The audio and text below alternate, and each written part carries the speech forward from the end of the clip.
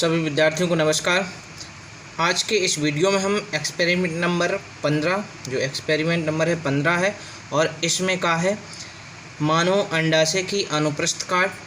अब जो हमारे फाइलम थे वो निपट गए हैं, चित्र जो बना रहे थे हम जंतुओं के, अब उनकी काटें देखना है। तो ये स्लाइडें होती हैं जो सूक्ष्मदर्शी से देखते हैं और देख करके कमेंट्स लिखते हैं। तो वही हमें करना है कि जो स्लाइड लगी होगी सूक्ष्मदर्शी में आपको बताई नहीं जाएगी कि किसकी स्लाइड है, आपको पहचाननी होगी कि किसकी स्लाइड है। आप स्लाइड को पहचानेंगे और एक पॉइंट आप यही बनाएंगे कि यह किसकी अंडाशय की संरचना है या इसकी स्लाइड है। समझ गए? तो ऐसे हैं, हेडिंग वही डाल लें या फिर हेडिंग डल जाती है तो समझ में आ जाता है कि अंडाशय की अनुप्रस्थ काट की स्लाइड है। ठीक है, तो हेडिंग का मतलब है हमने देखा है, उसको पहचाना और पहचानने के बाद हेडिंग डाली है और उसमें लिखा है क्या, मानव अंडाशय की अनुप्रस्थ काट की स्लाइड जो लगी है सूक्ष्मदर्शी में, उसमें लिखा नहीं रहता है। आपको सिर्फ देखना होगा और देख करके बताना होगा कि ये किसकी स्लाइड लगी है। जैसे ही आप पहचान लेंगे तो लिखेंगे मानव अंडाशय की अनुप्रस्थ काट। स्लाइड कैसी होगी? तो चित्र, तो स्लाइड से चित्र देखना होगा और पहचानना होगा और चित्र बनाना भी होगा।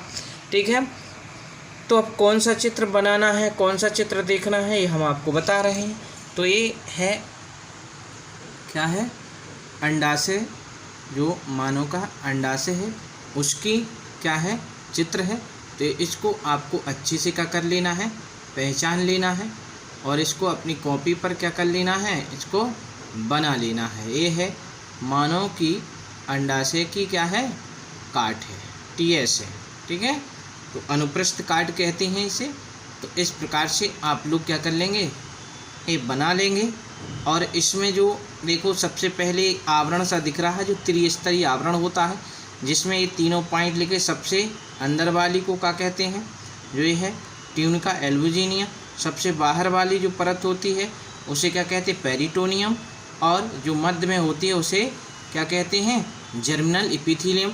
अब तीनों क्या है, इन तीनों परतों के अंदर जो जैसे तीनों हैं त्रिस्तरीय आवरण है, इस आवरण के अंदर एक ऊतकीय तरल भरा रहता है या द्रव भरा रहता है, वह रहता है। ये इसके अंदर जो भरा हुआ दिख रहा है ये क्या होता है, तरल, जिसे स्ट्रोमा कहते हैं। स्ट्रोमा दो भागों में बटा होता है।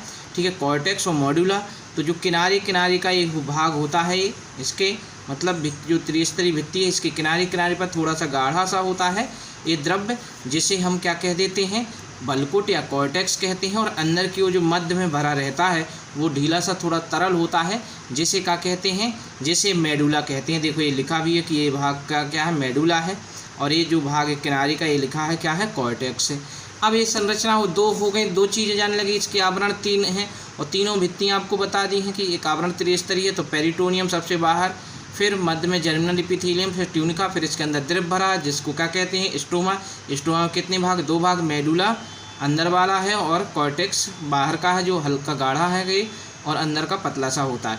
अब जो कॉर्टेक्स है, कॉर्टेक्स भाग में ही क्या दिखाई दे रही हैं, तो ये लिखा प्रिमोडियल फॉलिकल्स, या मतलब अंडाशय पुटिकाएँ दिखाई दे रही हैं जो धीरे धीरे बड़ी हो करके क्या बनाती हैं, ग्रेफियन फॉलिकल। ये बन गई जो परिपक्व ग्रेफियन पुटिका बन जाती है, इसे क्या कहते हैं, परिपक्व ग्रेफियन पुटिका कहते हैं। जिसमें ये भाग लिखा मैच्योर फॉलिकल, मतलब ग्रेफियन फॉलिकल ये है, मैच्योर हो जाती है।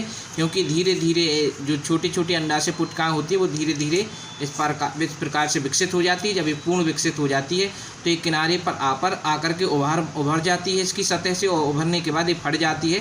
तो इसके अंदर जो ये अंडा था ये कहाँ निकल के बाहर आ जाता है और फैलोपियन ट्यूब में ये चला जाता है। कहाँ चला जाता है, फैलोपियन ट्यूब में चला जाता है। फिर इसी में रक्त जमा हो जाने के कारण एक इसके पीली रंग की संरचना कार्पस ल्यूटियम में बदल जाती है, जिससे कि जो विभिन्न प्रकार के हार्मोन्स निकलते हैं, इसे अंतःस्रावी ग्रंथि भी कहते हैं।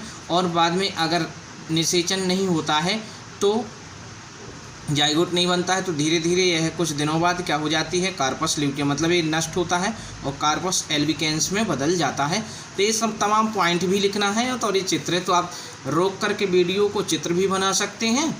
ठीक है, या आपकी बुक में आप बुक से भी बना सकते हैं या इसको रोक करके बना सकते हैं, लेकिन समझना ज़रूरी है कि आप इसको जो हमने बताया आपको समझ लेना है। ठीक है, अब हम देखते हैं इसके कमेंट्स या पॉइंट। अंडाशय की अनुप्रस्थ काट, एक लाइनिंग वाले पेज में क्या करना है, आपको हेडिंग डाल लेना है, TS ऑफ ह्यूमन ओवरी।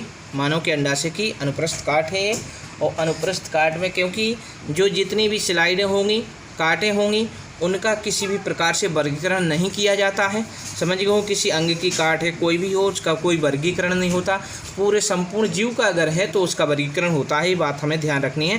तो इसलिए इसमें वर्गीकरण नहीं करेंगे, वर्गीकरण का कोई ऑप्शन नहीं रहेगा, इसमें है ही नहीं है, लिखना ही नहीं है आपको, सीधे कमेंट पर चलना है। तो कमेंट से है, अंडाशय के चारों ओर एक त्रिस्तरीय आवरण होता है। क्या होता है?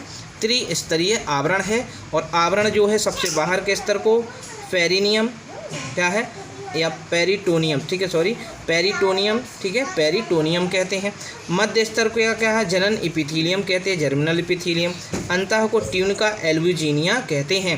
तो ये पॉइंट हो जाता है आपका पहला पॉइंट है। चारों ओर कितने द्विस्तरीय, और स्तर कौन से? सबसे बाहर है, मध्य में और अंतः। तो पेरिटोनियम कौन सा है? सबसे बाहर का। मध्य में कौन सा स्तर है? जनन इपिथीलियम।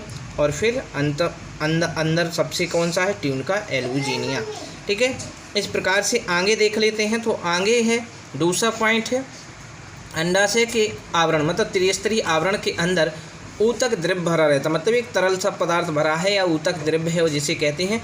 और वो क्या है? स्टोमा कहलाता है, स्टोमा कहते हैं। अब स्टोमा कितने भागों में बटा है? स्टोमा 2 भागों में है, कॉर्टेक्स, कॉर्टेक्स मतलब बलकुट, या फिर मेडुला, मेडुला को कहते हैं मज्जा, ठीक है, भाग में विभक्त होता है या बटा हुआ रहता है। कौन? स्टोमा। जो तरल भरा है वो 2 भागों में बटता है, क्योंकि जो कॉर्टेक्स होता है वो इसके आवरण के किनारे पर होता है, वो कैसा हो? थोड़ा सा हल्का गाढ़ा सा होता है। मेडुला मध्य में होता है और ये पतला सा होता है, ठीक है। इतनी बात समझ गए होंगे। आगे देख लेते हैं। तो ये है तीसरा पॉइंट, अंडाशय के कॉर्टेक्स भाग में अनेक अंडाशयी पुटिकाएँ ग्रेफियन फॉलिकल्स उपस्थित होती हैं। तो किसमें? कॉर्टेक्स भाग जो किनारे पर है उसमें क्या होती है? छोटी छोटी सी पुटिकाएँ होती हैं, जिन्हें अंडाशय पुटिकाएँ कहती हैं, जो बाद में बड़ी होकर ग्रेफियन पुटिका में बदल जाती हैं, ठीक है। अगला चौथा पॉइंट है। तो ये आपका चौथा पॉइंट रहा है, अंडाशय के बलकुट भाग में परिपक्व ग्रेफियन पुटिका, ठीक है, ग्रेफियन फॉलिकल्स उपस्थित है, जिसके अंदर अंडाणु रहता है, ठीक है। अंडाणु इसी के अंदर बनता है। और ये बनी कैसे है? तो आपको पता है ये बनी कैसे है। ये जो अंडाशयी पुटिकाएँ थी, ये धीरे धीरे विकसित होकर के क्या बनाती हैं? ग्रेफियन पुटिका बनाती हैं। और जिन ये बहुत सारी पुटिकाएँ होती हैं, लेकिन क्या होती हैं? एक ही विकसित हो पाती है और बाकी नष्ट हो जाती हैं, ठीक है। तो इसके अंदर एक अंडा बन जाता है। आगे देख लेते हैं। अगला पॉइंट है, अंडाशय की ग्रेफियन पुटिका फट जाने पर, ठीक है, आपको बताया था कि जैसे ही परिपक्व हो जाती है तो जो त्रिस्तरीय आवरण है उस पर उभर आती है, उभरने के पश्चात ये फट जाती है। और फट जाती है तो अंडा क्या हो जाता है? बाहर निकल आता है अंडा। अब जो फटी हुई पुटिका है उसमें क्या है? रुधिर जमा हो जाता है। रुधिर के जमा हो जाने से पीली रंग की संरचना बना लेती है, जिसे कार्पस ल्यूटियम कहते हैं, जिससे एस्ट्रोजन, प्रोजेस्टेरोन नामक हार्मोन्स रिलीज होते हैं, निकलते हैं, ठीक है। अगला है जो छठवां पॉइंट है। तो छठा पॉइंट है, तो ये छठा पॉइंट है, अंडाशय के मेडुला भाग में रुधिर वाहिनियाँ उपस्थित होती हैं। क्या होती हैं? रुधिर वाहिनियाँ उपस्थित होती हैं। मतलब जो मेडुला है उसमें रुधिर वाहिनियों का जाल रहता है, क्योंकि रुधिर की आवश्यकता होती है यहाँ अंदर, तो रुधिर वाहिनियों के जाल बना हुआ फैला रहता है। अगला है, अंडाशय के मेडुला भाग में तंत्रिका तंतु उपस्थित हैं। मतलब तंत्रिकाओं का भी जाल रहता, संवेदनाओं को ग्रहण करने के लिए इसके अंदर क्या पाई जाती हैं? तंत्रिका तंतु उपस्थित होते हैं। तंत्रिका तंतु पाए जाते हैं जो सूचनाओं को एक स्थान से दूसरे स्थान ले जाने का कार्य करते हैं। अगला है 8वां पॉइंट, अंडाशय के मेडुला भाग में रुधिर कणिकाएँ उपस्थित होती हैं। तो इसके अंदर जो देखा जाए, जो मेडुला भाग है, तो उसमें रुधिर वाहिनियाँ या रुधिर कणिकाएँ भी उपस्थित होती हैं। इस प्रकार से क्या है, ये जो है मानव अंडाशय की अनुप्रस्थ काट की कमेंट्स या टिप्पणियाँ थी, जिन पर हमने जिनको लिखा है, समझा है, जाना है। चित्र बना लेंगे और चित्र के बनाने के साथ साथ जितने भी ये पॉइंट हैं, सभी 8 पॉइंट को आप लाइनिंग वाले पेज में लिख लेंगे। आज के प्रयोग में इतना ही। जो कल का प्रयोग होगा वो होगा आपका वृषण की अनुप्रस्थ काट।